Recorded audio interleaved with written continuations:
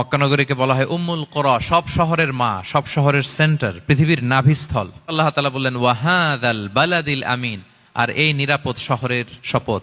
এই শহর দ্বারা মক্কা শহর উদ্দেশ্য, কারণ রাসূল সাল্লাল্লাহু আলাইহি ওয়াসাল্লাম তখন মক্কায় ছিলেন, মক্কা নগরী। এই শহরের পূর্ব নাম ছিল বাক্কা, এবং আল্লাহ তাআলা বলেছেন মান দাখালাহু কানা আমিনা, এখানে যে প্রবেশ করবে সে নিরাপদ। হেরেমের মধ্যে কিন্তু কাউকে আক্রমণ করা যায় না, কোনো খুনিও যদি ঢুকে যায় অ্যাটাক করা যাবে। তো জাহেলি যুগে এমনটা ঘটতো, কারোর সাথে কারো শত্রুতা হলে, ধরেন যে একজন তার বাবাকে হত্যা করেছে, তো সে তাকে পেয়েছে, ওই লোক বাঁচার জন্য দৌড়াতে দৌড়াতে হেরেমের ভিতরে ঢুকে যেত, কারণ সে জানে যে হেরেমে ঢুকলে সে আমাকে মারবে না। তো পরে সে যখন হেরেম থেকে বেরোতো, আবার তার সাথে যুদ্ধ শুরু হতো। এবং এই শহরের এত মর্যাদার কারণ হচ্ছে সাইয়েদনা ইব্রাহিম আলাইহিস সালাম, তিনি আল্লাহর কাছে দোয়া করেছিলেন যে রব্বি জাআল হাযা বালাদান আমিনা, হে আল্লাহ আপনি এই শহরকে নিরাপদ করেন।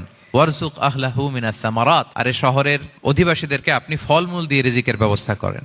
এখনো দেখবেন যে সারা পৃথিবীতে যেই ফল নাই, মক্কাতে ওই ফল আছে। সারা পৃথিবী থেকে ফল ওখানে যায়, এবং মক্কার নেইবরিং সিটি তায়েফ, সেখানে অনেক ফল উৎপাদিত হয়, এখানে আসে। নিরাপদ শহর বালাদান আমিনা। এবং আল্লাহর হাবিব সাল্লাল্লাহু আলাইহি ওয়াসাল্লাম বলেছেন যে এই মক্কা শহর আমার সবচাইতে প্রিয় শহর।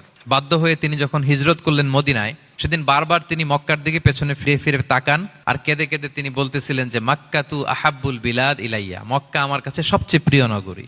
লাউলা উখরিজতু লামা খারাজতু, আমাকে যদি জোর করে বের করে দেয়া না হতো, আমি কোনোদিন মক্কা ছেড়ে অন্য কোথাও যেতাম না।